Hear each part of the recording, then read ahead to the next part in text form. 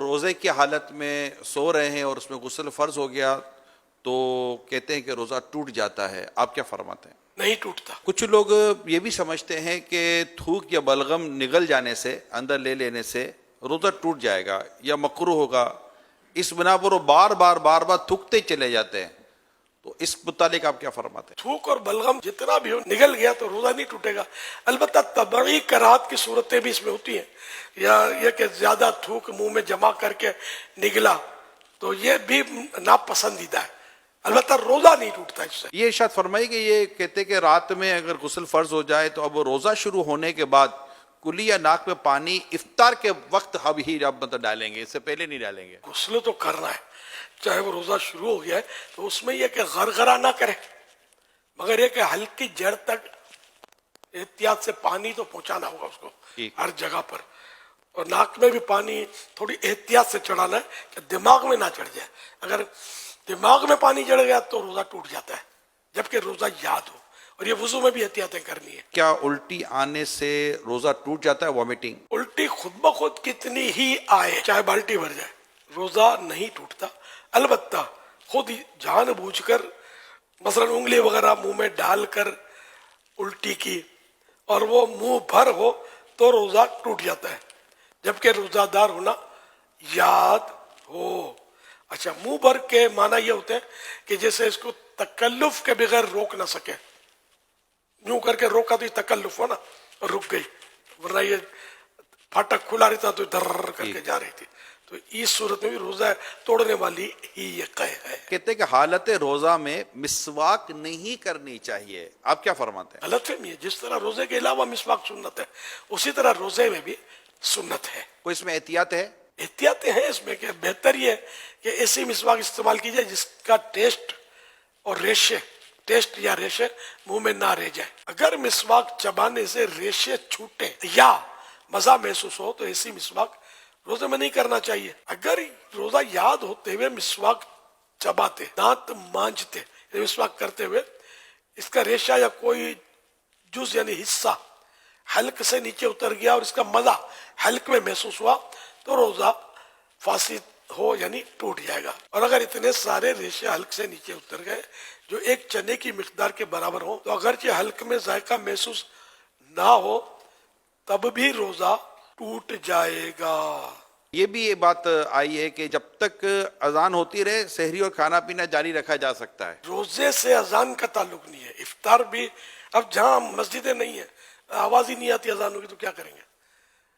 تو اس لیے وہ ان کا تعلق اذان سے نہیں ہے، اوقات سے، ٹائمنگ سے۔ تو سحری لوگ کرتے ہیں کہ ادھر کی اذان کی آواز آ رہی ہے، ادھر کی اذان کی آواز ابھی نہیں آئی، تو یہ علم کی کمی کی وجہ سے ایسا کرتے ہیں، ایسا کچھ نہیں ہے۔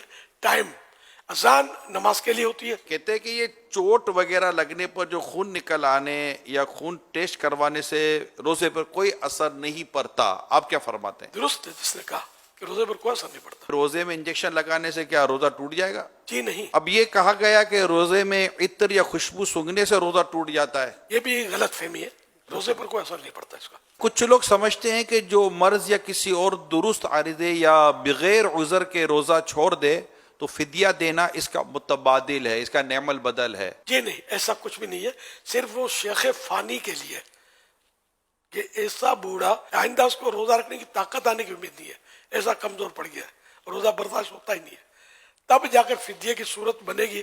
اس میں بھی یہ دیکھنا ہوگا کہ اگر یہ گرمیوں میں نہیں رکھ پا رہا، یہ سردیوں میں رکھ لے گا تو رمضان شریف اگر گرمی میں تو سردی میں قضا کر دے، فدیہ اب بھی نہیں ہے۔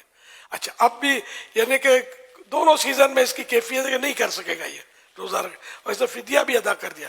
ایک روزے کا فدیہ ہوتا ہے ایک صدقہ فطر کی مقدار۔ تو اچھا، اب اس نے فدیہ بھی دے دیا، سب کچھ کر لیا، اور پھر اس میں طاقت آ گئی روزہ رکھنے کی، تو وہ فدیہ نفل صدقہ ہو گیا اوکے۔ اور روزہ قضا کرے۔ کچھ لوگ سمجھتے ہیں کہ روزے کی حالت میں ٹھنڈک کے لیے نہانا یا کلی کرنا یہ مکروہ ہے، کیا ایسا ہی ہے؟ مکروہ نہیں ہے، منع نہیں ہے۔ ہاں، اگر پریشانی ظاہر کرنے کے لیے کوئی مطلب یہ ہے کہ کپڑا لپیٹتا ہے یا بار بار کلیاں کرتا رہتا ہے تو اس کا مطلب یہ کرنا یہ مناسب نہیں ہے۔ عبادت میں دل تنگ ہونا یہ اچھی بات نہیں۔ کچھ لوگ سمجھتے ہیں کہ کلی کرتے ہوئے اگر غلطی سے پانی حلق سے اتر جائے تو روزہ نہیں ٹوٹتا۔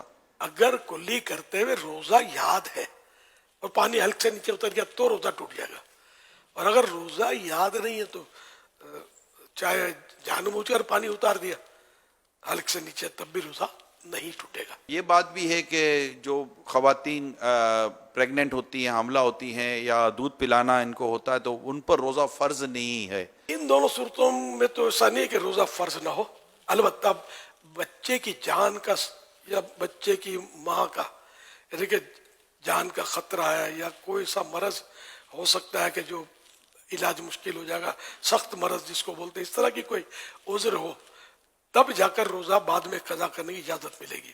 صرف اس کو مطلب یہ کہ حاملہ ہے یا دودھ پلاتی ہے، صرف اس وجہ سے اجازت نہیں ملے گی۔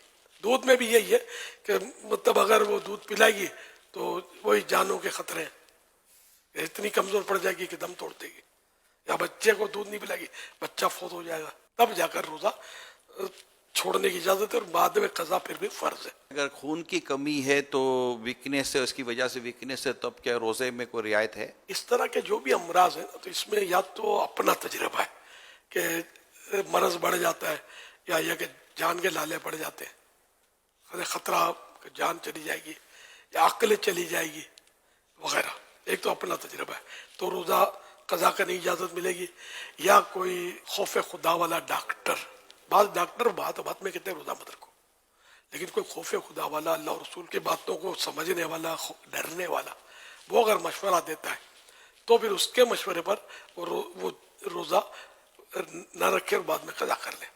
وہ یہی کہ اگر جو میں نے صورت بتائی کہ مرض بڑھ جائے گا یا دیر میں اچھا ہوگا یا جان چلی جائے گی یا عقل چلی جائے گی وغیرہ،